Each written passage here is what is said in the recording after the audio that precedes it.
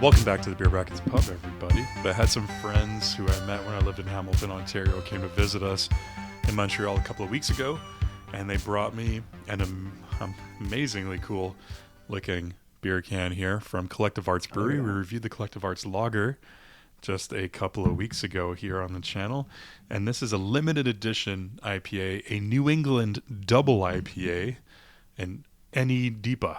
Nadipa.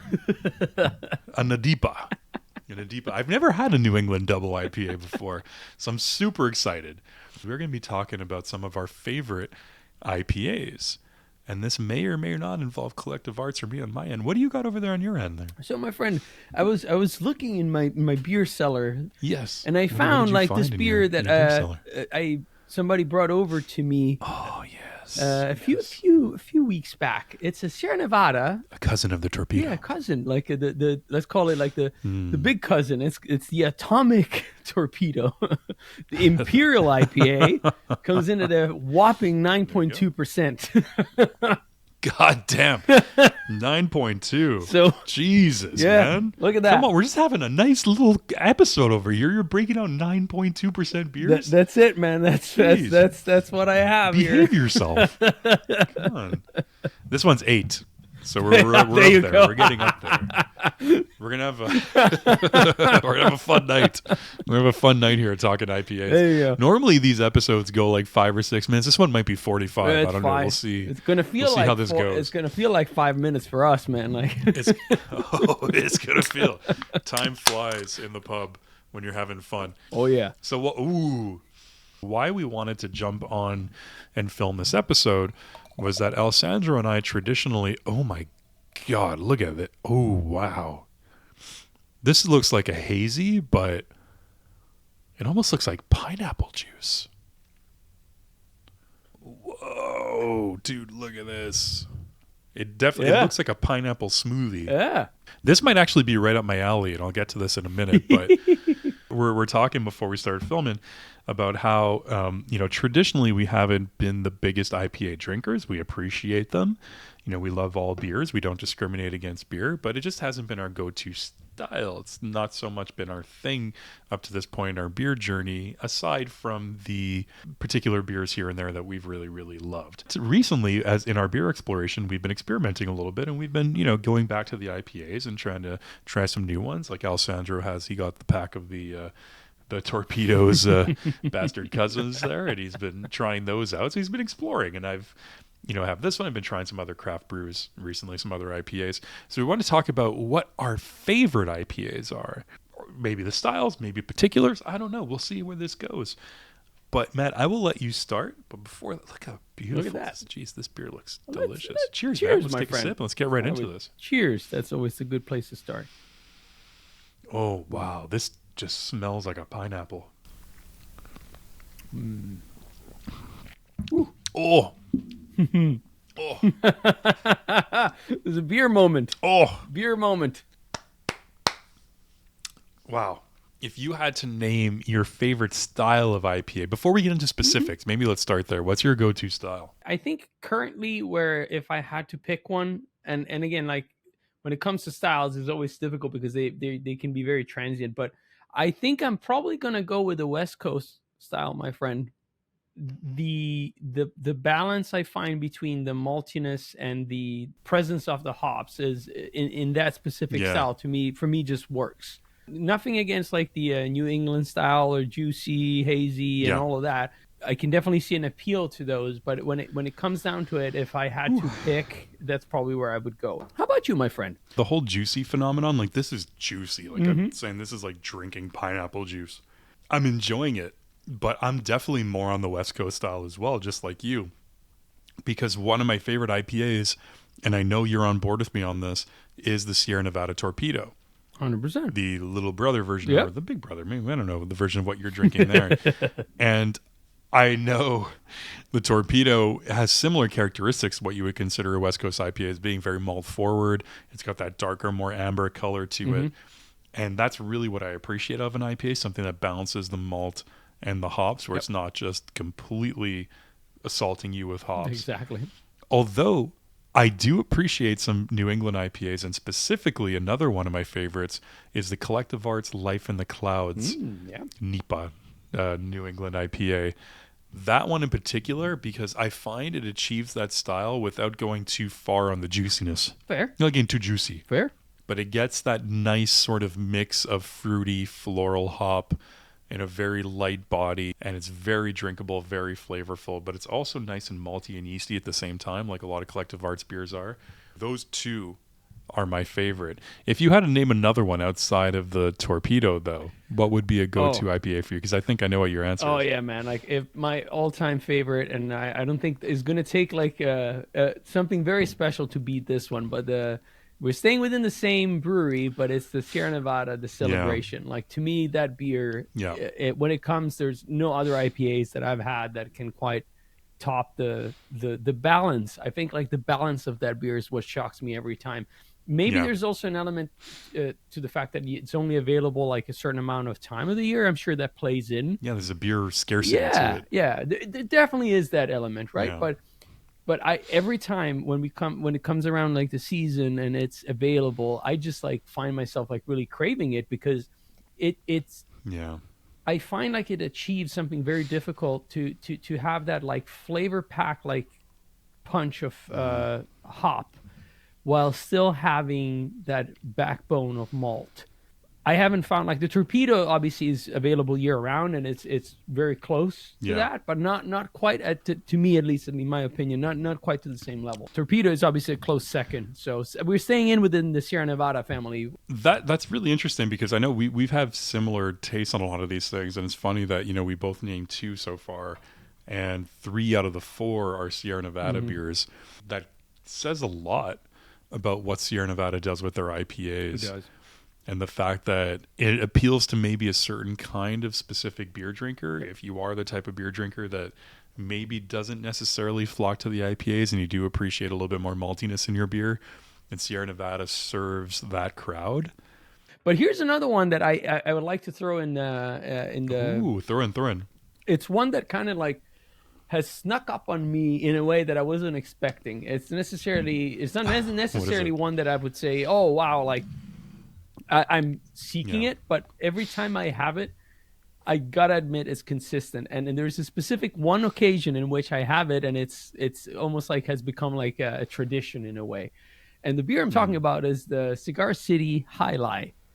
It's a local beer here to Tampa, obviously. That's a good one. So I discovered it when I'm coming here, when I first moved here. And at first, I got to admit, like, it was like, wow, I had never had like any IPAs, like American style IPAs in Europe. Like, so it was just like a lot, right? But then over the years, like I've tasted it like here and there, like, and I've slowly discovered an appreciation for it because when comparing to many others, I find that it has a very good balance and it's very unique. It has this unique citrus / piney presence. It's really with good. The good malt presence. But the other element that I was going to mention is that it has become a bit of a staple for me because every time I travel to go to Europe, in the terminal from which I fly out, there's a Cigar City bar. The Cigar City terminal. Yeah, exactly. And it has become this little tradition when I'm flying out, like I'm just going there, like having a pint of High Life. I almost like to say, hey, farewell, I'll be back. And it's a good farewell, way. Tampa. Yeah, exactly. Be well. And it represents very well the city. So, and I know now it has like very good distribution in the United States. So it's available also. It does? That's cool. Yeah. So it's available outside of Florida? Oh yeah, definitely. It has been acquired by a bigger brewery, so it's like it has a little bit more distribution. At least. Who is Cigar City bought by? I think if I remember correctly, it went like Oscar Blues, which is owned by Canarchy. I think that's the chain. Oh, okay. The highlight's really, really good. And if you're curious about that one, we actually in an old Beer Bracket of the Month episode, I believe it was the Island of the IPAs. That particular episode might have been Beer Brackets of the Month 3. That's where you featured the highlight. It's a good memory, my friend. just throwing it out there. If you haven't watched the Beer Bracket of the Month series, that's a good one. That's probably our favorite thing that we've produced. Yes. It's a little out there. If you enjoy eccentric beer content with a little bit of personality to it, further along, go check out the Beer Bracket of the Month. There's some beer lore that came out of that still is in the Beer Brackets universe, still floats around. Here and there. Still floats. Noises in the attic. This smells like beer soup. I still have that robe that mysteriously appeared. Mysteriously appeared on me one day. I still have that robe. It's when you're in the beer still clouds. Smells like soup. That's right, when you're floating in the beer clouds. One beer that I had semi-recently that I've only had once, so I can't really put it on this list, the Heavy Topper. Yeah. That is a very famous American IPA. Mm-hmm. I've never tried Pliny the Elder. It seems to be what I've seen and what I've read about the characteristics that would be right up my alley. So if that was something that I'd had a couple of times, that might be up there on my list. But from when I tried that one can of the Heady Topper, that was really to my taste as well. But I've only had it once, so I can't really place it up there as one of my favorites yet. I'd have to have it a second time. You know, sometimes when you just have a beer once, you're in the moment with it, but you need to have it a second time to sort of absorb it and to really process it. Yeah. I think the Torpedo blew me away. Yeah. I was not expecting that when we reviewed that beer. That was the first time I tried it when we reviewed it. It was an experience for somebody, again, who's not a massive IPA fan. That just, wow, what a beer. Sometimes it's interesting how certain beers have a way of shocking you in a way at first, right? And they show you a different dimension. When I think back, like, you know, if they're done right, they kind of become pillars of your beer explorations, right? That's right. And another example is Schlenkerla beers, right? Like when it comes to smokiness, you think about like something like the Duchess, right? That has like these like extreme sour notes that are very unique, right? And I think the IPA, the Torpedo specifically, has this ability, right? Like it shocks you, especially if you're not very familiar with the style.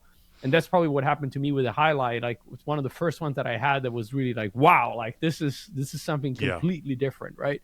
It just shapes your memory, your beer memory. Oh, honorable mention. I don't know if I've ever featured this one on the channel. Octopus Likes to Fight by the Great Lakes Brewery in Ontario, Canada. Did you try that one when you were in Toronto? I think you did, right? I think I did, my friend. And I want to say also you featured it in the same episode where the Land of IPA. Did I? I think you did. I did. Okay, I think you're right. Did. You're right. That's a wonderful IPA too. I also just appreciate the branding and the artwork on that can and the name of it. But that was one of the first IPAs that I had on draft exclusively, and only discovered the cans later, that I fell in love with. There was this bar a block away from my apartment when I lived in Toronto that had that on tap. I picked it because of the name, and I fell in love with the beer because it was a delicious IPA. So I'd have to put that one up there too. But everybody, let us know in the comments down below. My God, we've been going on for 15-ish minutes now. I mean, we could talk forever about this, I'm sure, but let us know what your favorite IPAs are in the comments down below. Let us know what you think. Maybe if there's some that we can both find, maybe we'll review them. Who knows? Yeah, absolutely. We haven't reviewed enough IPAs. We need some more IPA reviews on the channel. Mm-hmm. That's true. We need to up our IPA game. We do need to up our IPA game. An upipa. Up our IPA. An upipa. Like they say in Italy, the IPA. The IPA, exactly. IPA. Speaking of which, we need to get our hands on the Moretti IPA. We need to. I will say, interesting. I had it in Italy. No. It would be more of a pale ale. It would be interesting to review that. Let's put it that way. Yeah, it would be right. It would be interesting. It would be. I'm surprised they don't export that one. I wonder how that would sell if all of a sudden a Moretti IPA appeared on the shelves in North America. I don't know if that will be the right market, to be honest with you. Yeah, it might not be for the beer because you said it was like more of a pale ale, right? It wasn't that. It's very faint. Yeah. Last time I was there, like I tried some of a couple of the IPA options that were available, aside from obviously the ones that are imported from the US. And, for sure they're interesting because they have a slightly different take, excluding the Baladen, which is also available here. So you can kind of find it and it's a little bit unique, more of a craft kind of. But when you look at the mainstream offerings, most of them are way toned down on the hops. So I think we are here in North America, we're, for good or for worse, used to a certain level of hops when it comes to IPA or pale ales. Definitely. And I don't know that Italy is necessarily there. It's becoming more of a trend, They're not ready for it. but Yeah. I think it's slower moving compared to how it is here. There we go. I mean, I would love to try the Moretti. Oh yeah, no, it's a fun experience. Yeah. Anyways, let us know down below again, everybody. What are your favorite IPAs? And yeah, cheers. Click the beer bill. No matter what, don't forget to close your beer brackets. Never forget.